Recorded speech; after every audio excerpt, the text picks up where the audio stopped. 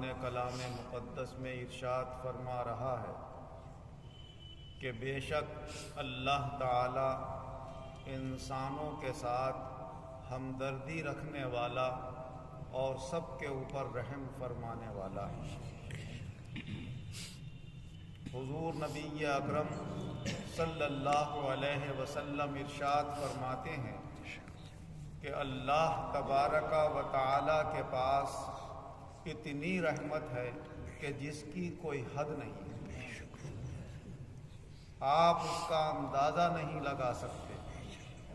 بس اتنا سمجھ لیں کہ اللہ تبارک و تعالی نے اپنی رحمت کے 100 حصے کیے اور ایک حصہ اپنی ساری مخلوق میں تقسیم کر دیا اور 99 حصے اپنے پاس رکھے۔ فرمایا ایک حصہ رحمت کا یہ عالم ہے کہ دیکھو ماں اپنے بچے سے کتنا پیار کرتی ہے، چاہے انسان ہو چاہے جانور ہو، کتنی ایک دوسرے کے ساتھ ہمدردی ہوتی ہے۔ کہیں بھائی بہن ایک دوسرے کے اوپر مہربان ہیں، کہیں ماں باپ اور شوہر اور بیوی کی آپس میں الفت و محبت ہے، کہیں یار دوست ایک دوسرے کے لیے ہمدرد اور مہربان ہیں۔ یہ تمام عالم کے اندر اللہ کے اس 100 حصوں میں سے ایک حصے کا یہ عالم ہے، تو خدا کی رحمت کا عالم کیا ہوگا؟ اللہ تبارک و تعالی نے اپنے کسی بندے کو اس رحمت کا زیادہ حصہ عطا فرمایا ہے، کسی کو کم عطا فرمایا، اور کسی کو اتنا کم دیا ہے کہ اس کا دل کسی کے ساتھ نرمی کرنے کے لیے تیار ہی نہیں ہوتا۔ وہ تو سختی کا عادی ہوتا ہے، دشواریوں کا عادی ہوتا ہے، لوگوں کی پریشانیوں کا تماشا دیکھنا چاہتا ہے، اسے اس میں مزہ آتا ہے۔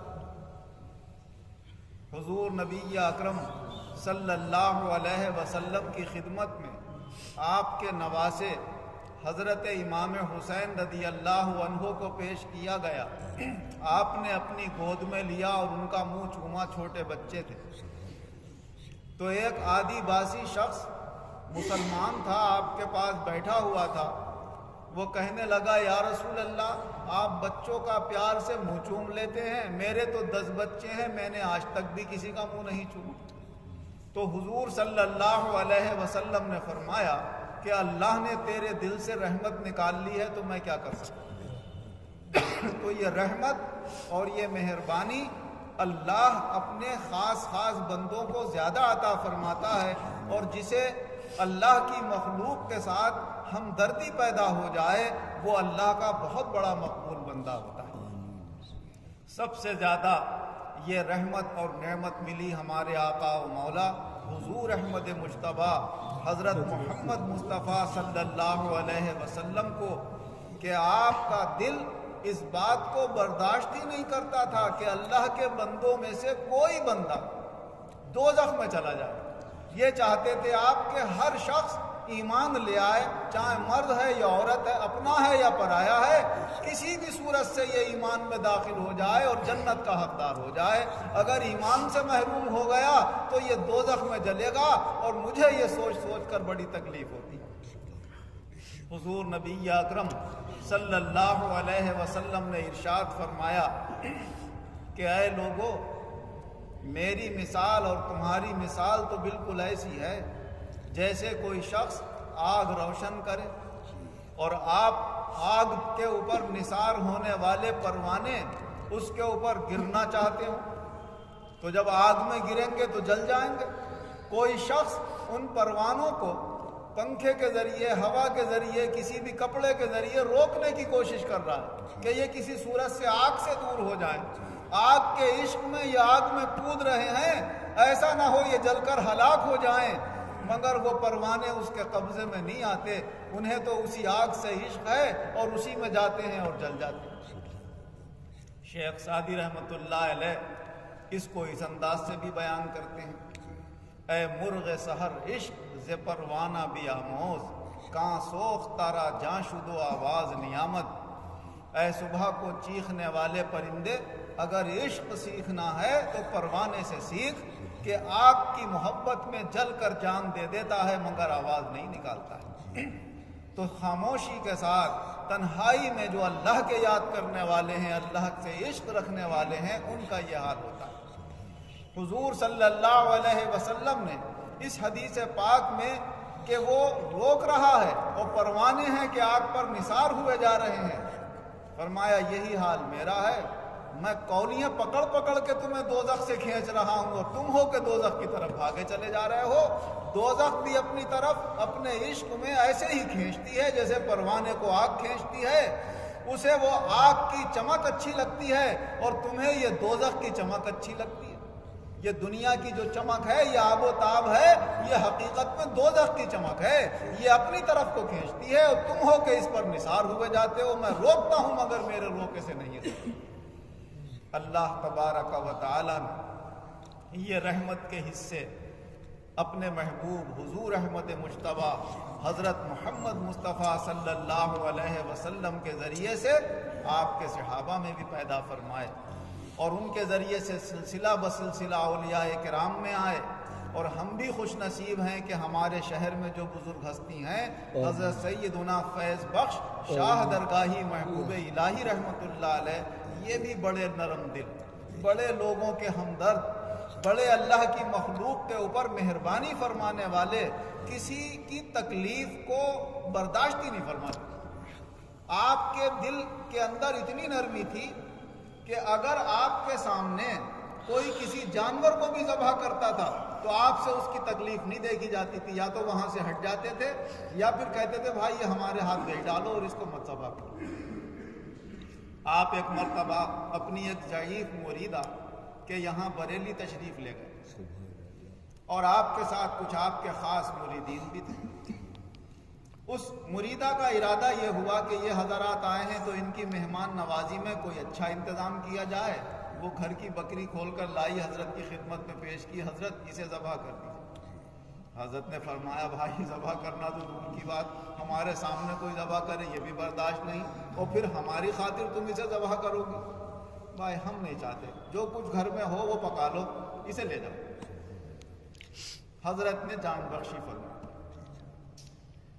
جب آڑ میں گئی وہ اپنی باندھنے کے لیے تو مرید پیچھے چلے کہ یار اتنی دور سے تو آئے حضرت کے ساتھ، اور دال کھانا پڑے گی یا اور کچھ کھانا پڑے گا، کم سے کم بکری ذبح ہو جاتی تو گوشت ہی کھانے کو مل جاتا۔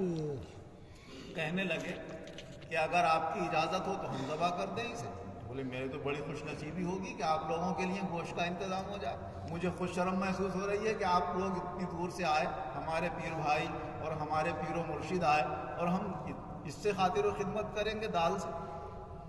تو وہ آڑ میں لے گئے، اور اتنی دور کہ اس کے ذبح ہونے میں چیخے چاخے کرے تو حضرت کو آواز نہ پڑتی۔ چھری چلاتے ہیں تو چھری نہیں چلتی، زیادہ زور لگایا تو چھری ٹوٹ گئی، دوسری چھری لی اور وہ چلائی تو وہ نہیں چلتی۔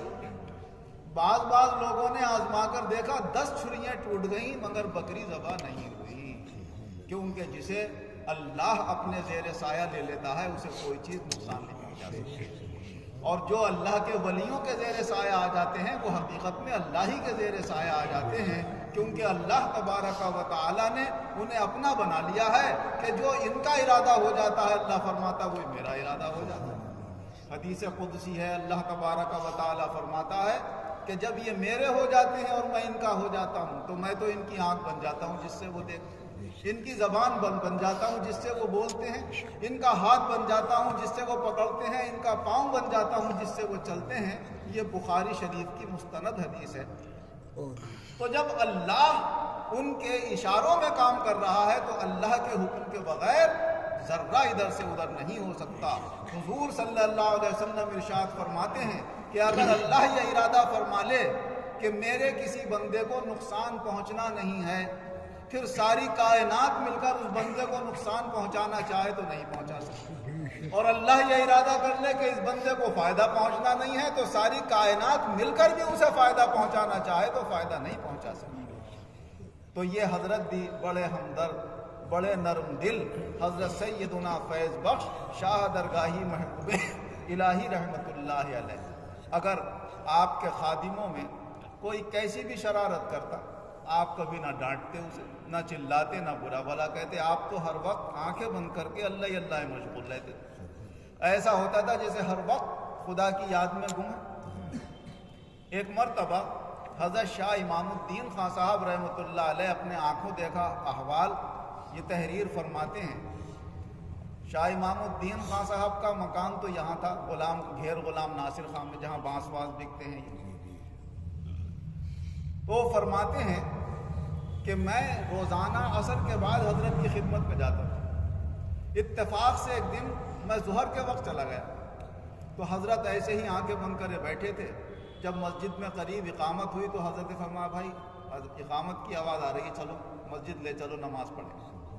جا کر حضرت نے ظہر کی نماز ادا فرمائی، نماز ادا فرما کے جہاں نماز ادا کی وہیں بیٹھے رہے۔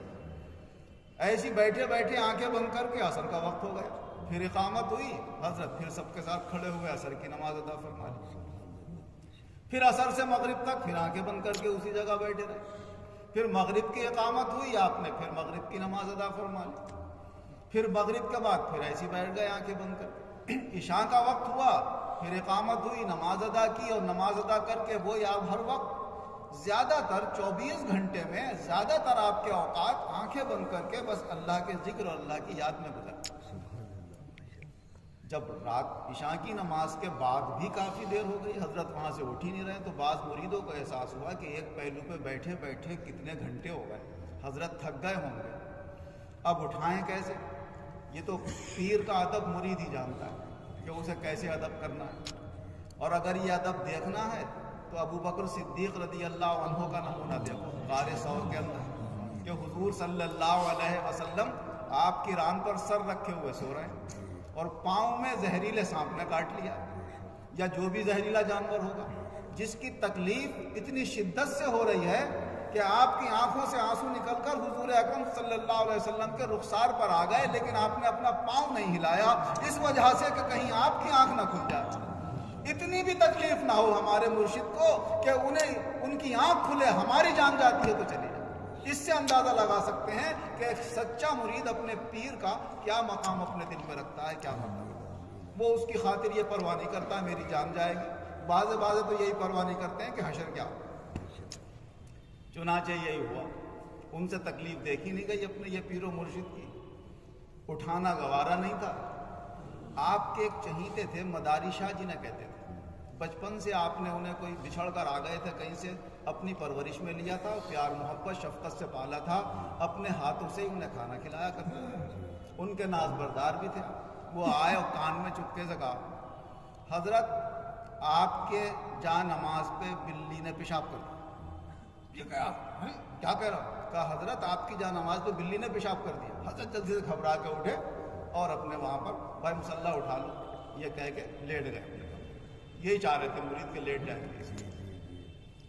اب یہ بات ہر ایک کی تو سمجھ میں آئے گی کہ بھائی کوئی سچی بات کہہ کے اٹھا دیتے یا جھوٹ بولنے کی کیا ضرورت تھی کہ حضرت بلی پیشاب کر رہے۔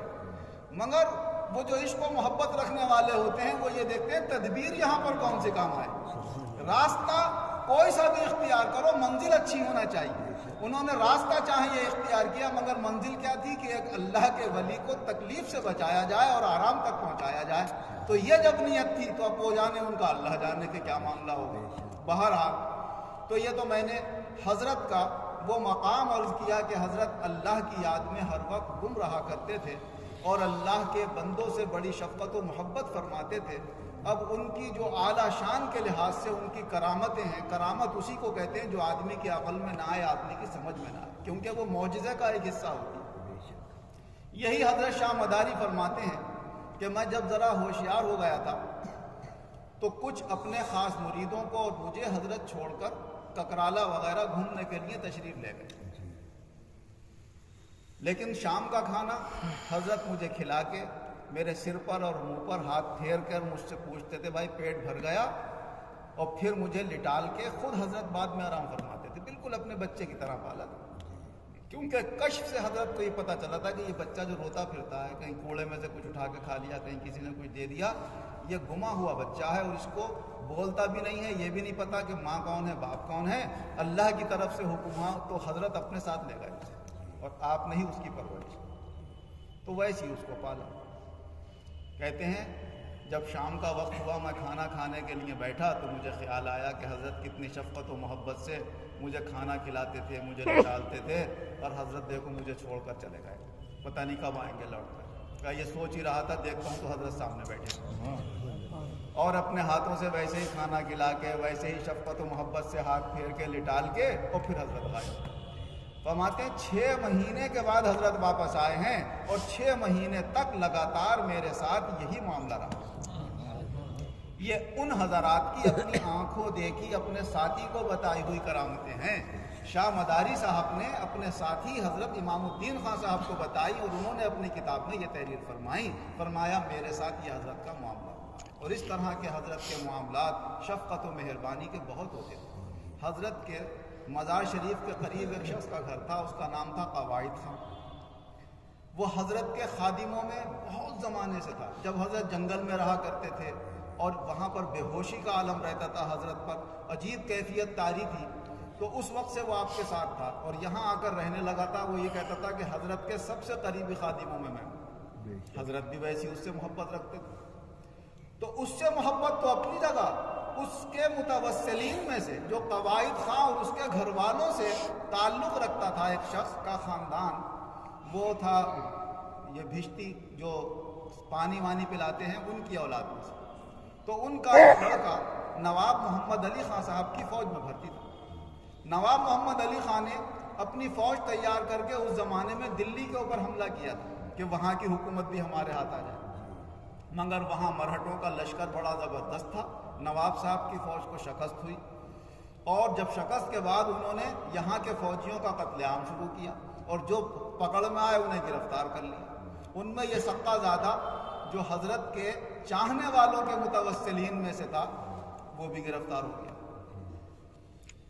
حضرت کو یہاں پر کشف کے ذریعے سے علم ہو گیا۔ حضرت گئے قواعد خاں کے مقام پر اور اس سے پوچھا، بھائی وہ سقہ زادہ کہاں ہے؟ کچھ مجھے اس کے اوپر پریشانی کی حالت معلوم ہو رہے ہیں۔ گھر والوں سے پوچھا ہوں گا، صاحب وہ نواب صاحب کی فوج کے ساتھ دلی گئے، بس یہ کہہ کہ حضرت ابھی نکل ہی رہے تھے کہ وہ سقہ زادہ بھی آ گئے۔ ارے بھائی کہا ابھی حضرت تمہارا ہی ذکر کر رہے تھے، بڑے پریشان تھے، تمہارے حال سے کیا معاملہ تھا؟ تو اس نے بتایا کہ ایسے ایسے وہاں پر ہم گرفتار ہو گئے تھے، اور جو گرفتار ہوئے تھے ان کا یہ حکم ہوا کہ ان کی گردن مار دی جائے۔ کہ جتنے آگے لائن میں لگے ہوئے تھے سب کی ایک ایک کر کے میرے سامنے گردن ماری گئی۔ تو میرا نمبر آیا اور جلاد کے سامنے میں کھڑا ہو گیا، بس اب تلوار وہ اٹھانے ہی والا تھا، تو ایک دم مجھے یاد آیا کہ ہمارے رامپور میں جو مقدس ہستی ہیں فیض بخش شاہ درگاہی محبوب الہی، ان کا وسیلہ اللہ کے دربار میں پیش کیا جائے۔ کہ جب میں نے ان کا نام لیا تو ایسا لگا کہ جب تلوار اس نے اٹھا کے میرے ماری ہی ہے، یوں کر کے سر جھکا کے گردن پر، تو پیچھے سے کوئی شخص آیا اور دبوچ کر لے گیا مجھے، اور تلوار اس کی زمین پر لگتے ہوئے میں نے دیکھی۔ اب میں مڑ کے دیکھنا چاہتا ہوں کون ہے، تو اتنی زور سے مجھے دبوچا ہے جیسے کوئی باز کسی چڑیا کو پکڑ لے، اور نظر ہی نہیں آتا کون ہے لے جانے والا۔ اور ان فوجیوں سے دور لے جا کر مجھے ایسی جگہ چھوڑ دیا جہاں سے میں بڑے آرام سے آ سکتا ہوں۔ کہ جب مجھے چھوڑا میں نے مڑ کے دیکھا تو فیض بخش شاہ درگاہی محبوب الہی۔ اللہ تبارک و تعالی اپنے محبوب اور مقبول بندوں کو یہ مقام عطا فرماتا ہے کہ جو ان سے وابستہ ہوتے ہیں ان پر تو مہربانی ہوتی ہے، لیکن جو وابستہ ہونے والوں سے وابستہ ہوتے ہیں یہ حضرات ان پر بھی مہربان ہو جاتے ہیں، اور ان کی مہربانی حقیقت میں اللہ کی مہربانی ہوتی ہے۔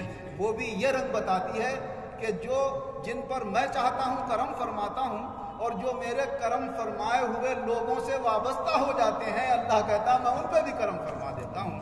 تو یہ سارا کرم ہوتا اللہ ہی سے ہے، لیکن اللہ تعالیٰ جسے چاہتا ہے ذریعہ بنا دیتا ہے۔ جیسے حدیث پاک میں آتا ہے کہ حضور صلی اللہ علیہ وسلم کے وصال مبارک کے بعد قحط پڑ گیا مدینے میں ایک مرتبہ۔ حضرت عمر رضی اللہ عنہ نے حضرت عباس رضی اللہ عنہ کو بٹھایا، اور بٹھالنے کے بعد اللہ سے یہ دعا کی کہ اے اللہ، ہم جب تک تیرے رسول ظاہری حیات کے ساتھ ہمارے سامنے تھے، ہم انہیں وسیلہ بنا کر تیرے دربار میں دعا کرتے تھے، تو بارش نازل فرما دیا کرتا تھا۔ اب ہم تیرے نبی کے چچا کو وسیلہ بنا کر دعا کر رہے ہیں، اے مولا ان کے وسیلے سے بارش فرما دے۔